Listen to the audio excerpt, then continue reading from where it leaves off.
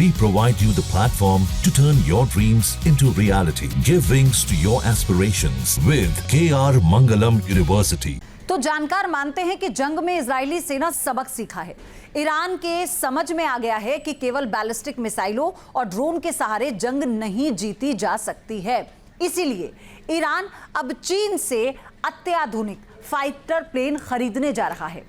Fighter plane J-10C खरीदने के लिए ईरान ने चीन से बातचीत भी कर ली है। वो चीन से 36 J-10C लड़ाकू विमान का सौदा करना चाह रहा है। J-10C और ये 4.5 जनरेशन का मल्टी रोल फाइटर जेट है।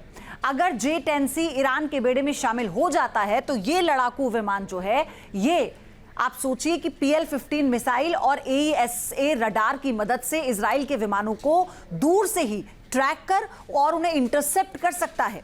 और इससे पहले ईरान रूस से Su-35 खरीदना चाह रहा था, लेकिन किन्हीं कारणों से डील अंजाम तक नहीं पहुंच पाई। ईरान के लड़ाकू जहाजों के बेड़े में 1979 यानी इस्लामिक क्रांति के पहले के फाइटर प्लेन्स हैं, जिस वजह से आसमान में ईरान इजराइल के सामने बौना नजर आता है। अब ईरान ने युद्ध की रणनीति बदली है और मौके की नजाकत को भांपते हुए कुछ अत्याधुनिक फाइटर जेट को अपने बेड़े में शामिल करने की तैयारी कर रहा है। अमेरिका और इजराइल भले ही फोर्डो एटॉमिक सेंटर को मिट्टी में मिलाने का दावा करते हों, लेकिन ईरान फिर से अपने न्यूक्लियर साइट को ऑपरेशनल बनाने में जुट गया है। सैटेलाइट के माध्यम से जो तस्वीरें सामने आई हैं, वो इस बात की तस्दीक भी करती हैं। अब सवाल उठता है कि इसका मतलब क्या है?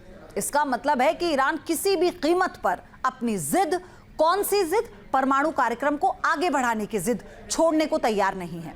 जिन न्यूक्लियर साइट्स पर अमेरिका ने बंकर बस्टर बम गिराए, उन जगहों को ईरान फिर से दुरुस्त करने में लग गया है। आप रिपोर्ट देखिए पहले।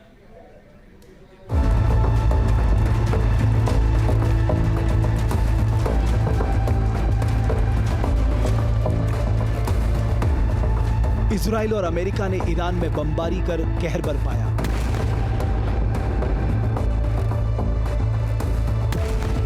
अमेरिका ने ईरान के परमाणु ठिकानों को नेस्तनाबूद करने का दावा किया।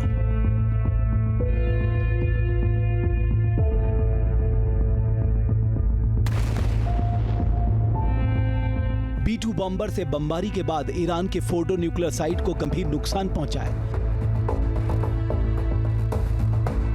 लेकिन अब ईरान ने इस साइट पर फिर से काम शुरू कर दिया है। सैटेलाइट तस्वीरें इस बात का खुलासा कर रही हैं कि ईरान ने फोर्डो न्यूक्लियर साइट के पूर्वी सुरंग द्वार के आसपास के क्षेत्र को साफ कर दिया है। न्यूक्लियर साइट के वेंटिलेशन शाफ्ट तक भी पहुंच बनाने में ईरान कामयाब रहा है। इस बीच ईरान ने माना है कि अमेरिकी बमबारी ने सैकड़ों फीट नीचे बनी फोर्डो परमाणु सुविधा को क्षति पहुंचाई है। अब्बास अरागची यानी ईरान के विदेश मंत्री ने यह तो स्पष्ट कर दिया है कि फोर्डो न्यूक्लियर पावर प्लांट में नुकसान हुआ है।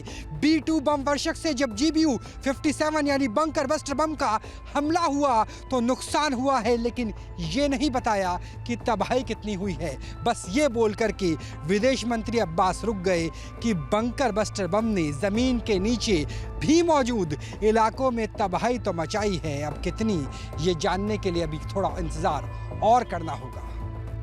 हालांकि अरागची ने यह भी कहा है कि वो फिर से परमाणु संयंत्रों को काम करने लायक बनाने की क्षमता रखते हैं। यानी ईरान ने अमेरिका को संदेश दे दिया है कि वो परमाणु हथियार बनाने का काम छोड़ने वाला नहीं है। ये तो हुई अमेरिका से ईरान के मिले घाव की बात, लेकिन 12 दिनों तक चले युद्ध में ईरान की घातक मिसाइलों ने, जिनमें हाइपरसोनिक से लेकर बैलिस्टिक मिसाइलें शामिल थी, इजराइल में कहर बरपाया। हाइफा, बीरशेबा, तेल अवीव, हर जगह ईरानी मिसाइलों ने प्रहार किया।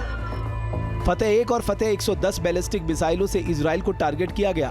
फतेह 1 की स्पीड 3800 से 6100 किलोमीटर प्रति घंटा है, वहीं फतेह 110 की रेंज लगभग 300 किलोमीटर तक की है। ईरान की खैबर शेकन मिसाइल इजराइल के लिए विनाशक साबित हुई। ये मिसाइल आधा टन वॉरहेड 1400 किलोमीटर की दूरी तक ले जाने में सक्षम है। इसके अलावा रिजवान मिसाइल का इस्तेमाल भी ईरानी सेना ने किया। रिजवान की भी रेंज 1400 किलोमीटर है, लेकिन ये एक लिक्विड प्रोपेलेंट मिसाइल है। अबू मेहदी मिसाइल से भी ईरान ने इजराइल में तबाही मचाई। अबू मेहदी मिसाइल 410 किलोग्राम का वॉरहेड ले जा सकती है। ईरान ने इमाद मिसाइल का भी इस्तेमाल किया। ये एक मीडियम रेंज बैलिस्टिक मिसाइल है और इसमें 750 किलोग्राम का वॉरहेड लगा होता है। हालांकि ईरानी मिसाइलों को इजराइल में तबाही मचाने के लिए कई मुश्किलों को पार करना पड़ा। जॉर्डन ने उसकी कई मिसाइलें और ड्रोन्स को बीच रास्ते ही मार गिराया।